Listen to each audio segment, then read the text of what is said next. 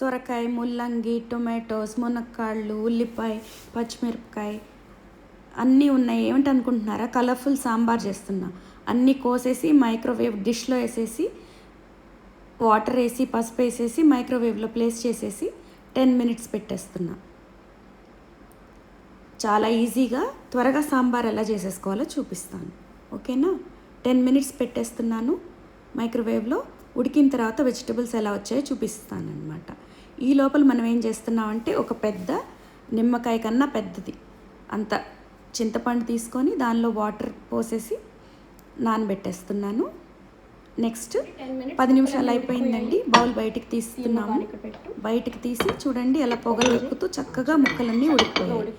ఈ స్టెప్ అయిపోయిన తర్వాత నెక్స్ట్ చేయడం చాలా ఈజీ. సాంబార్ ఇక్కడ అన్నీ వేసి ఉడకబెట్టుకున్నవి దానిలో ఉప్పు వేసేసాను. చూడండి చక్కగా ఉడికిపోయింది. అన్ని వెజిటబుల్స్ సమానంగా కూడా ఈజీగా చేసుకునే విధానం అండి ఇది. ఎందుకంటే ముందే చేసేసి పెట్టేసుకుంటే అన్నీ ఒకేసారి ఫైనల్గా చేసేసుకోవచ్చు. టైం లేని వాళ్ళు ముందే చేసేసి పెట్టేసుకోవచ్చు ఇవన్నీ.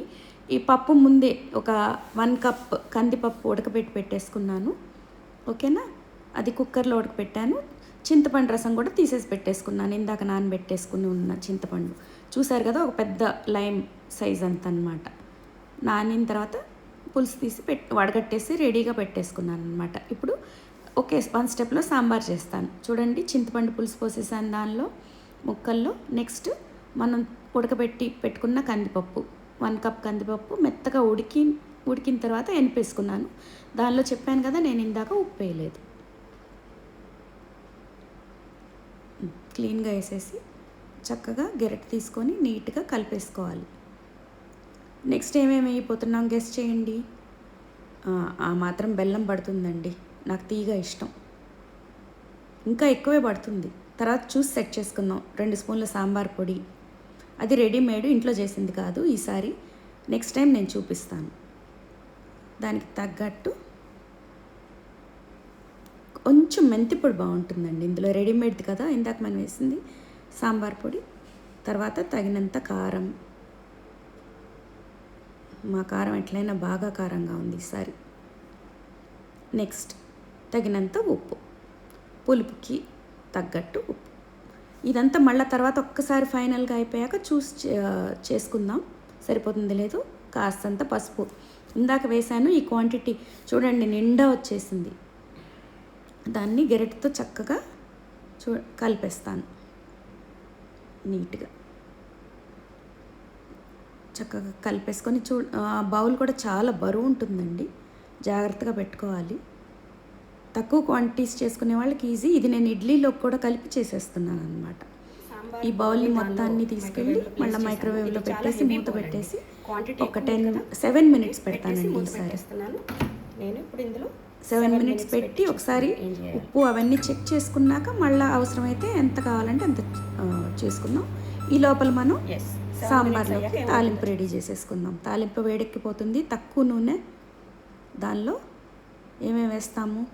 ఫస్ట్ జీలకర్ర, ఆవాలు, నెక్స్ట్ ఎండుమిరపకాయలు, కావాల్సినంత తప్పకుండా ఇంగు వేస్తాము, కాసినన్ని చిటికెడు మెంతులు. ఇందాక మెంతి పిండి కూడా వేసాను, అయినా కూడా కంపల్సరీగా ఇంగు. కరివేపాకు మర్చిపోవద్దు, కరివేపాకు వేయాలి. ఉంటే మాత్రం తప్పకుండా వేయండి. ఈ తాలింపుని ఇప్పుడు మనం చేసాం కదా, 7 మినిట్స్ అయిపోయింది. బయటికి తీసి బౌల్ ఎలా వచ్చిందో చూద్దాము. ఒక్కసారి రుచి చూస్తాను. నాకెందుకో కాస్తంత బెల్లం తక్కువైంది అనిపించింది. ఒక్కరో బెల్లం, ఒక్కరో ఉప్పు. నాకు ఎక్కువ బెల్లం కావాలండి, అక్కర్లేని వాళ్ళు వేసుకోవద్దు. ఓకేనా? మళ్ళా వేసాను, అవసరం లేదనిపిస్తుంది. మాకు అవసరం రేపు ఇడ్లీలోకి వేసుకోవాలి. కాస్త ఉప్పు అయితే తప్పకుండా పడుతుంది. మొత్తం కలిపి మళ్ళీ ఇంకొకసారి కలిపేసి మళ్ళీ మైక్రోవేవ్లో పెట్టి 3 మినిట్స్ పెడదాం ఈసారి. అదిగోండి పెట్టేసి మళ్ళీ మూత కూడా పెట్టేశాను. ఓకేనా? మూత పెట్టేసి చూడండి ఈసారి దాన్ని 3 మినిట్స్ పెట్టి స్టాండింగ్ టైం ఇద్దాం.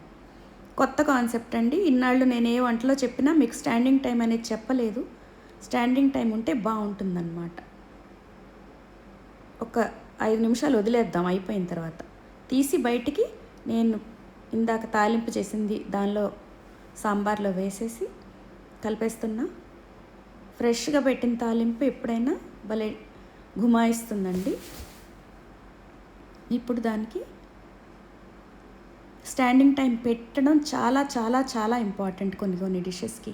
ఇవాళ నేను అందుకనే దానికోసం నీట్గా స్టాండింగ్ టైం ఉంచేస్తే ఏమవుతుందంటే ఆ వేడికి ఉన్నది ఇంకా బాగా మగ్గుతుందన్నమాట. ఓకేనా? చక్కగా కలిపేసుకుందాం. మొత్తం ఒక్కసారి ఫైనల్గా రుచి చూసాను చూడండి, ఎంతో ఘుమఘుమలాడిపోతుంది ఇక్కడ వాసన. సాంబార్ రెడీ. ఎంజాయ్. మూత పెట్టేసి